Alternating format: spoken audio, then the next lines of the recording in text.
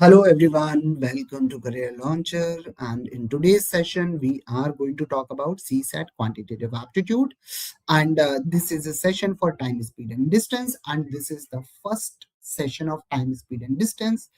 In this session, we are going to see what kind of questions that have appeared in TSD as well as what kind of questions you can expect. Okay, so let's start. So basically, the first question is talking about the speed of a motor boat in still water is 25 kilometers per hour and the rate of the flow is 5. If the boat covers 120 kilometers along the stream, ठीक है. So basically question क्या कह रहा है? Question ये कह रहा है कि नदी जो है वो अपना ऐसे चल रही है. अब नदी जा रही है ऐसे. नदी की स्पीड है 5. नदी के साथ एक बोट है.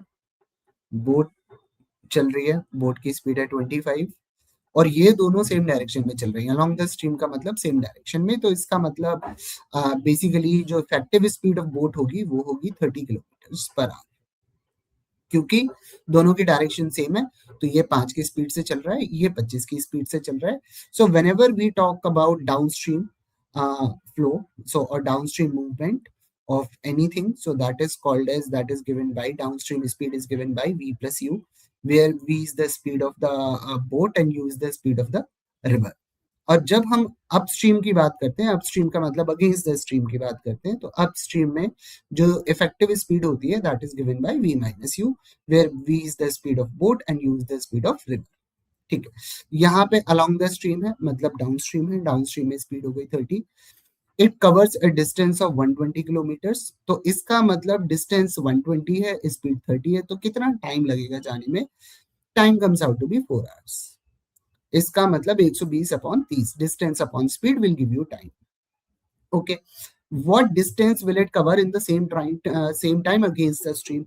So against the stream मतलब upstream speed क्या होगी उसकी? 25 minus 5 और I would say 20.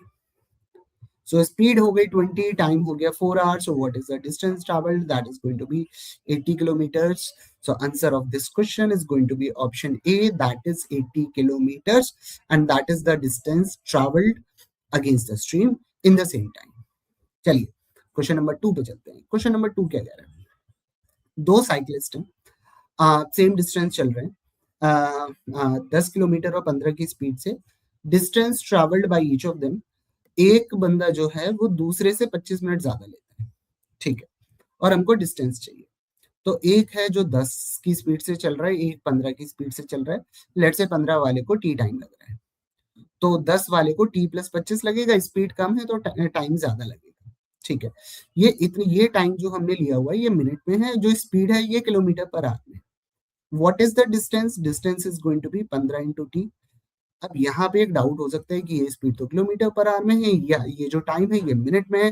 तो क्या हम ऐसा कर सकते हैं? हाँ कर सकते हैं, उससे कोई फर्क नहीं पड़ेगा. अगर आप चाहें तो इसको t/60 लिख लें और यहाँ पे क्या होगा? That is equal to speed into time, that is t plus 25 upon 60. और यहाँ पे 60 कट जाएगा, तो उससे कोई फर्क नहीं पड़ेगा अपने पास.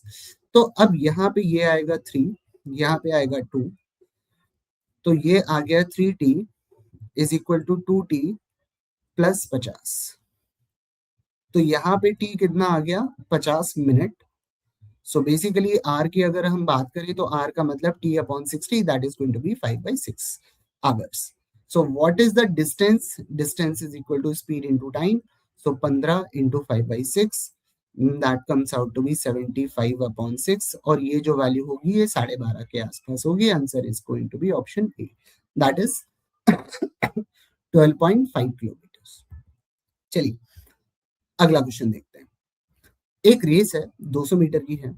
एक एथलीट जो है वो पहले 100 मीटर्स कवर कर रहा है 5 मीटर पर सेकेंड के हिसाब से, और उसके बाद जो रिमेनिंग डिस्टेंस कवर कर रहा है वो, अच्छा रिमेनिंग डिस्टेंस किस स्पीड से कवर करे कि एवरेज स्पीड 6.25. ठीक है. सो इसका मतलब 200 मीटर की रेस है. ठीक. तो रेस की जो डिस्टेंस है, सो यहाँ पे एक फॉर्मूला होता है, that is equal to average speed is equal to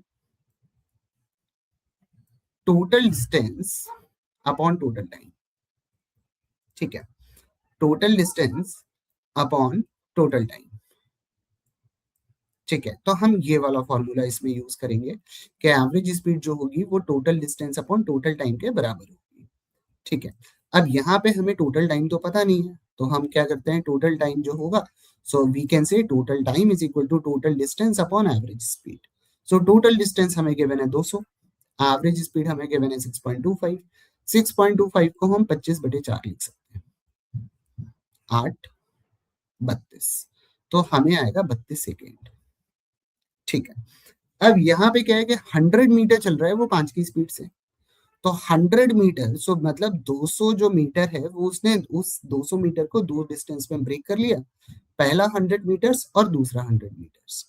पहले 100 मीटर्स में उसकी स्पीड है 5, तो इसका मतलब उसको टाइम लग रहा होगा क्या कहते हैं 20 सेकेंड। उसको टोटल टाइम लग रहा है, तो अगला 100 मीटर कवर करने में उसको कितना टाइम लग रहा होगा, 12 second. So what is the speed that is going to be 100 upon 12, and that comes out to be 8.33 meter per second, and that's going to be option C. So basically the simple formula is average speed is equal to total distance upon total time, और उसी के हिसाब से हमने पहले total time निकाला, उसके बाद हमने फर्स्ट डिस्टेंस में टाइम निकाला, तो सेकेंड डिस्टेंस का टाइम हमारा आ गया, उससे हमने उसकी second part of the journey है उसकी हमने स्पीड निकाल ली, क्योंकि डिस्टेंस हमें पता है दैट इज 100 मीटर्स। चलिए क्वेश्चन नंबर 4 देखते हैं। Monu and Sonu start from their homes at 8:30 and 11 in the same direction. Sonu जो है वो 7 की स्पीड से चलता है, मोनू चलता है कितनी स्पीड से, 12 की स्पीड से। कितना टाइम मोनू लेगा ओवरटेक करने में? ठीक है, सोनू ने स्टार्ट किया 8:30, दिस इज सोनू। ठीक है, मोनू ने स्टार्ट किया कितनी बजे, 11 बजे। अब यहाँ पे हम ये बोल रहे हैं कि अगर मोनू टी टाइम के बाद ओवरटेक कर रहा है, तो इसका मतलब मोनू टी टाइम के लिए चल रहा होगा। मोनू टी टाइम के लिए अगर चल रहा होगा, तो सोनू जो है वो टी प्लस 2.5 आवर्स के लिए चल रहा होगा। क्यों? क्योंकि मोनू ने चलना शुरू किया 11 बजे, सोनू ने चलना शुरू किया 8:30 बजे, तो 8:30 से 11 मतलब 2.5 घंटे। तो सोनू जो है वो 2.5 घंटे ज्यादा चल रहा है, मोनू 2.5 घंटे कम चल रहा है। ठीक है, मोनू की स्पीड है 12, सोनू की स्पीड है 7। ठीक है, तो इसका मतलब हम लिख सकते हैं कि 12t टोटल डिस्टेंस, क्योंकि सेम डिस्टेंस ओवरटेक कर रहे हैं तो सेम डिस्टेंस ट्रैवल कर रहे होंगे, तो मोनू कितना चलेगा, स्पीड है 12, टाइम है t, सो 12 इंटू टी टाइम चलेगा। और सोनू क्या चलेगा, सोनू चलेगा 7 इंटू टी प्लस 2.5, और दोनों की डिस्टेंस बराबर। इसका मतलब जब सोनू यहां से यहां पहुंचेगा तब मोनू भी यहां से यहां पहुंचाएगा, तो इसका मतलब उस पॉइंट के आगे ओवरटेक कर लेगा। तो इसको ऐसे बोल सकते हैं कि 12t is equal to 7t। अब यहाँ पे 2.5 को हम लिख लेते हैं 5/2। अब हम ऐसा क्यों लिख रहे हैं, क्योंकि इससे हमारे लिए कैलकुलेशन आसान हो जाती है। तो यहाँ से 12t minus 7t that is going to be 5t, and 5t is equal to 7 into 5 divide by 2। अब यहाँ से 5 5 कट जाएगा, तो टी की वैल्यू आ जाएगी 7/2 और 3.5 आवर्स। ठीक है, अब ये 3.5 आवर्स कब से काउंट होगा, ये 8:30 से काउंट नहीं होगा, ये काउंट होगा 11 बजे से, क्योंकि हमने टी लिया है 11 बजे के बाद से। तो कितने बजे ओवरटेक करेगा, 11 plus 3.5, that comes out to be 2:30 PM। तो इसका आंसर आएगा option B, that is 2:30 PM। चलिए अगला क्वेश्चन देखते हैं। एक पर्सन है वो अपने घर से निकलता है रेलवे स्टेशन के लिए। ठीक है, 9 की स्पीड से जाता है तो 3 मिनट ट्रेन के पहले पहुंचता है, और अगर वो 6 की स्पीड से जाता है तो ट्रेन से 2 मिनट ज्यादा लेता है। ठीक है, 9 की अगर मैं ये बोलूं कि अगर वो एच की स्पीड से जा रहा है तो एकदम टाइम पे पहुंच रहा है, तो 9 की स्पीड से जाएगा तो t-3 टाइम लेगा, क्योंकि 3 मिनट पहले पहुंच रहा है। 6 की स्पीड से जाएगा तो 2 मिनट ज्यादा लेगा, मतलब t+2। तो इसका मतलब जो टोटल डिस्टेंस है घर से उसकी रेलवे स्टेशन की डिस्टेंस तो सेम ही रहेगी। तो speed into time is equal to speed into time, and that is going to be 3, that is going to be 2, and distance equate कर रहे हैं। सो यहाँ से आ जाएगा 3t minus 9 is equal to 2t plus 4। ठीक है, तो यहाँ से क्या आएगा अपना, t is equal to 30, t is equal to 30। ठीक है, अब t इक्वल टू 13 आ गया, ठीक है। तो इसका मतलब 9 की स्पीड से उसको 10 मिनट लग रहा है और 6 की स्पीड से उसको 15 मिनट लग रहा है, ठीक है। अब डिस्टेंस क्या होगी, speed into time. So 9 into 10 minute को आर में क्या लिख सकते हैं, 1/6 hours, 10/60। So this comes out to be 1.5 kilometre, that is going to be option D. अगर आप चाहें तो इसको ऐसे भी लिख सकते हैं, 6 into 1/4, that again comes out to be 1.5। So answer is going to be option D. चलिए अगला क्वेश्चन देखते हैं। ये क्वेश्चन अगेन स्ट्रीम वाला क्वेश्चन है जो हमने पहला क्वेश्चन किया था आज। 75 मिनट में एक बोट है 15 किलोमीटर कवर करती है, और अच्छा ठीक है। सो बेसिकली 15 किलोमीटर कवर कर रही है किस स्पीड से, अलोंग द स्ट्रीम मतलब डाउन स्ट्रीम, स्पीड है v+u, टाइम कितना लग रहा है 75, ठीक है। अपॉन 60 कर लेते हैं क्योंकि आर की बात हो रही है। तो यहाँ पे आ गया 5, यहाँ पे आ गया, इससे काट दिए तो आ गया 12।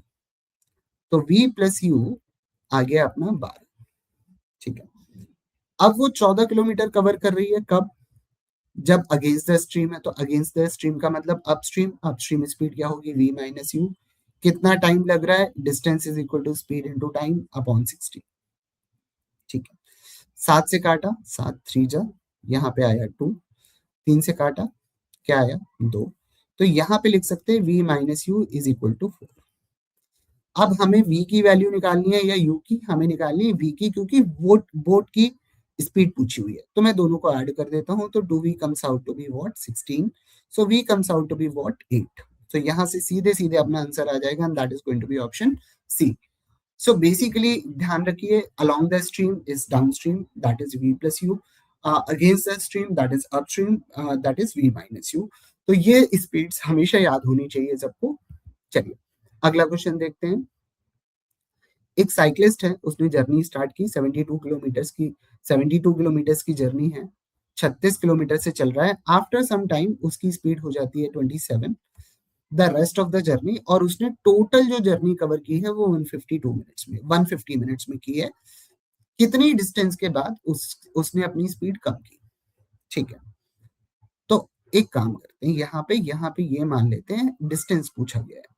72 की जो डिस्टेंस है उसको हम मान लेते हैं कि यहाँ से उसने चलना शुरू किया, यहाँ तक जा रहा है, ठीक है। 150 मिनट्स को अगर मैं आर में लिखूं, सो 2.5 आवर्स होता है।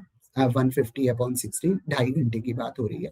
72 में से कुछ टाइम तक वो टी टाइम तक 36 की स्पीड से चला, 36 की स्पीड से, रिमेनिंग 2.5 माइनस टी टाइम वो चल रहा है 27 की स्पीड से, और जो टोटल डिस्टेंस कवर कर रहा है वो कर रहा है 72। So what is the total distance? So 36 speed into time, that is going to be 30/60, and that is equal to this distance. Plus ये वाली distance plus ये वाली distance, that is speed 27, time is 2.5 minus t, and that is equal to 72. ठीक है, 9 से काट देते हैं, this is going to be 4, this is going to be 3, this is going to be 8. Okay, so I am going to get 4t plus 7.5 minus 3t, and that is equal to 8. So यहाँ से t की value सीधे सीधे 0.5 hours आ जाती है। तो इसका मतलब ये हुआ कि 36 की स्पीड से वो 0.5 आवर्स चल रहा है, मतलब आधे घंटे चल रहे हैं। तो उसने 36 इंटू 1/2 और 0.5 दैट इज 18, तो यहाँ तक वो 18 किलोमीटर चला। उसके बाद उसने अपनी स्पीड चेंज की and he came down to 27 kilometre per hour. So question यही पूछ रहा है कि किस डिस्टेंस के बाद उसने अपनी स्पीड कम की होगी। तो उसने इस पॉइंट के बाद अपनी स्पीड कम की, तो ये डिस्टेंस क्या है, that is going to be speed into time, 36 into t, that is 18 kilometre. So answer इस क्वेश्चन का आएगा ऑप्शन ए। सो ये अप्रोच होगी इस टाइप के क्वेश्चन की। सो जनरली हम क्या करते हैं, अगर हम टीएसडी की बात करें तो लगभग सारे question speed into time is equal to distance, इससे अपने सॉल्व हो जाते हैं। बस थोड़ा फिगर बनाना पड़ता है, सोचना पड़ता है कि किस तरीके से हो रहा होगा। एक बार आपने ये समझ लिया कि किस तरीके से चीजें हो रही हैं, तो आपके आंसर तुरंत आ जाएंगे। Now, if anyone has any doubt, kindly drop a message in the comment box. Thank you.